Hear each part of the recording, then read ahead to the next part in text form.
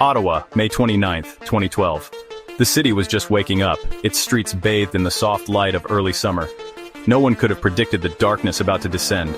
It was a routine morning at the Conservative Party headquarters, staff arriving, coffee brewing, the usual hum of political life. But that calm shattered when a receptionist opened a mysterious package delivered to the office. Inside was something unimaginable, a severed human foot, carefully wrapped in pink tissue paper. The smell was so foul it filled the room instantly, making people recoil in horror. Panic and disbelief rippled through the building. Who could be capable of such a gruesome act? And what message were they trying to send? Police arrived within minutes, their faces set and serious. This was no ordinary crime scene. It was a deliberate, chilling statement. Someone wanted to terrify, to provoke, to be noticed. Alongside the foot was a note, its contents so disturbing that investigators kept it from the public. The mystery deepened. As police scrambled for answers, news broke of a second package, this time sent to the Liberal Party. Inside was a human hand, another grotesque delivery that sent shockwaves through the nation's political heart. The pattern was undeniable. Someone was targeting Canada's political core, using horror as their weapon. The country's leaders were now at the center of a macabre mystery. The story exploded across the nation. Canada, a country known for its peace and order, suddenly found itself thrust into the spotlight of a gruesome crime that seemed ripped from a nightmare. The question on everyone's mind, what kind of person could commit such an atrocity? Was this the work of a deranged individual, or something even more sinister? The investigation soon led to a Montreal apartment. Inside, police found a scene of horror, blood-spattered walls, a stained mattress, and in a nearby alley, a suitcase containing a human torso. The pieces of a gruesome puzzle were coming together. The victim was identified as Jun Lin, a 33-year-old international student from China. He had come to Canada seeking opportunity, only to become the center of a tragedy that would haunt the nation. But the horror didn't end there. The investigation was about to take an even darker turn.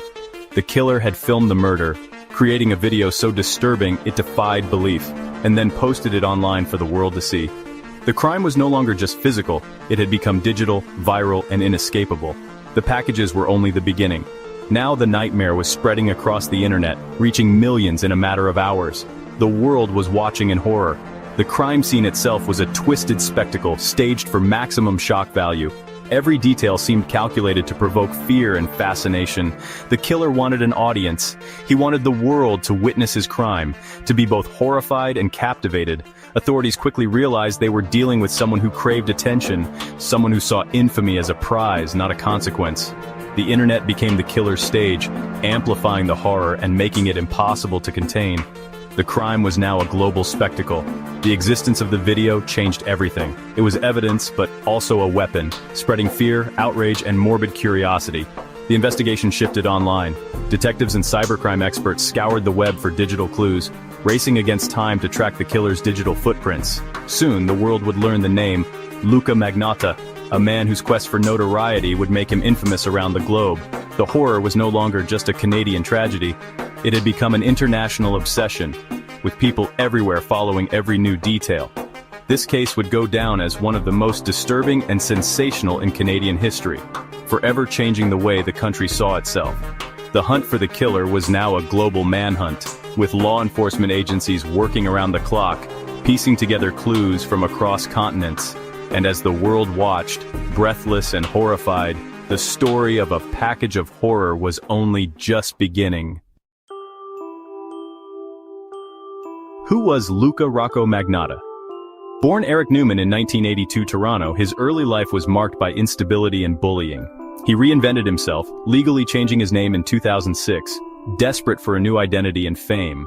Magnotta crafted a persona, model, escort, man of mystery, obsessed with his looks and image. He chased notoriety, even spreading rumors linking himself to infamous criminals. Fame, good or bad, was his goal. He auditioned for reality TV, but rejection only deepened his desperation. His life became a performance, but the audience never arrived. The cracks in his facade widened. Magnotta's hunger for attention was insatiable. He was ready to do anything to be noticed. And soon, he would cross a line from fantasy to horror. Before the murder, Magnotta was a digital chameleon. Hundreds of fake profiles, fan pages, and staged photos.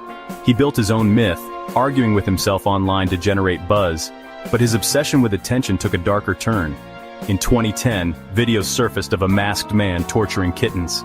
Outrage erupted online. Amateur sleuths on Facebook began tracking the culprit, analyzing every detail.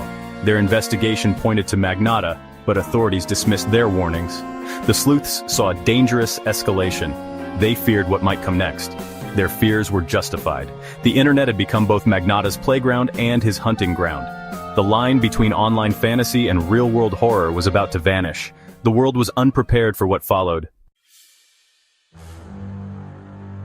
In May 2012, Magnotta met Jun Lin, a Concordia University student, through an online ad. Lin was a bright, hopeful student eager to start a new chapter in his life. Lin was seeking a new life in Canada. Instead, he walked into a nightmare. He had no idea that his path would cross with someone so sinister. Magnotta had set the stage. Camera ready, murder premeditated. Every detail was meticulously planned, leaving nothing to chance. The video he posted, one lunatic, one ice pick, showed the brutal killing and dismemberment of Jun Lin. It was a horrifying display meant to shock and terrify. The details were unspeakable. Violence, cannibalism, necrophilia. The sheer brutality of the act left an indelible mark on everyone who saw it. This was not a crime of passion, but a calculated production.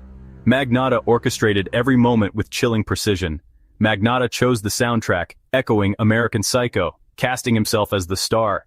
He reveled in the role, seeing himself as a twisted artist. After the murder, he meticulously cleaned the scene, edited the video, and uploaded it to a shock site. He wanted to ensure his work was seen by as many people as possible.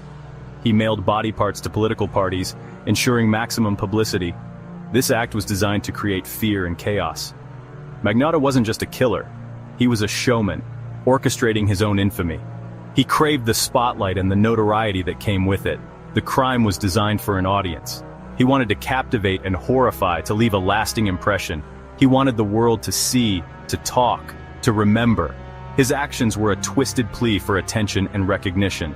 The internet became his stage and horror his legacy. He knew that the digital age would amplify his infamy. The authorities now faced a killer who thrived on attention. The chase was on, and the world was watching. After the murder, Magnotta mailed body parts to Canada's top political parties, a calculated act of terror. He wanted to taunt the authorities, to make his crime impossible to ignore. The packages triggered a nationwide investigation, linking Ottawa and Montreal. Police discovered the blood-soaked apartment and the torso in the suitcase. Magnotta's name shot to the top of every investigator's list. Meanwhile, the one lunatic, one ice pick video spread online, confirming the horror. Magnotta was controlling the narrative, releasing evidence before police could. He was not hiding. He was advertising. The killer was playing a twisted game with law enforcement and the public. The manhunt became a race against a criminal who craved the spotlight. The world was watching, and Magnotta was loving every second. The pursuit had gone global. With Magnotta's identity revealed, the manhunt went international. He fled Montreal for Paris, then Berlin, leaving a trail of clues. Interpol issued a red notice. Magnotta became one of the world's most wanted men. His face was everywhere, the story dominating headlines. Police tracked him through hotels and surveillance, noting his arrogance. He used his real name. The public joined the search, sharing tips and sightings online. The internet, once his tool for fame, now turned against him. Investigators believed his ego would betray him. They suspected he'd seek out internet cafes to follow his own story. The psychological profile was spot on. The net was closing in. Magnotta's need for attention would be his undoing. The world waited for his next move. June 4th, 2012, Berlin. The city was waking up to another ordinary morning, unaware that it was about to become the stage for the dramatic end to an international manhunt. Luka Magnotta slipped quietly into a small internet cafe, drawn by a compulsion to read news stories about himself. He was obsessed with his own infamy, unable to resist the urge to see how the world was reacting to his crimes. The owner, Kadir Anlayisli, recognized Magnotta immediately from the photos circulating worldwide. Staying calm, he discreetly alerted the police, knowing the man in front of him was the subject of a global search. Within minutes, German officers entered the cafe. They approached Magnotta, asking for identification. their presence both tense and deliberate. Magnotta tried to lie about his identity, but the facade quickly crumbled. Realizing escape was impossible, he surrendered quietly, uttering the words, "You got me." The global manhunt that had spanned continents ended not with a dramatic chase, but with a quiet resignation. There was no struggle, only the weight of inevitability. His capture was the result of relentless public vigilance and unprecedented international cooperation, a testament to the power of a world united against crime.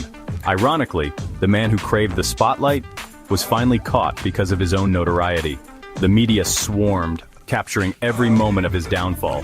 Magnotta was extradited to Canada under heavy guard, his journey home watched by the world. The performance was over. The trial, with all its gravity and consequences, now awaited him. The world's attention shifted from the chase to the courtroom, as journalists and onlookers gathered to witness justice unfold.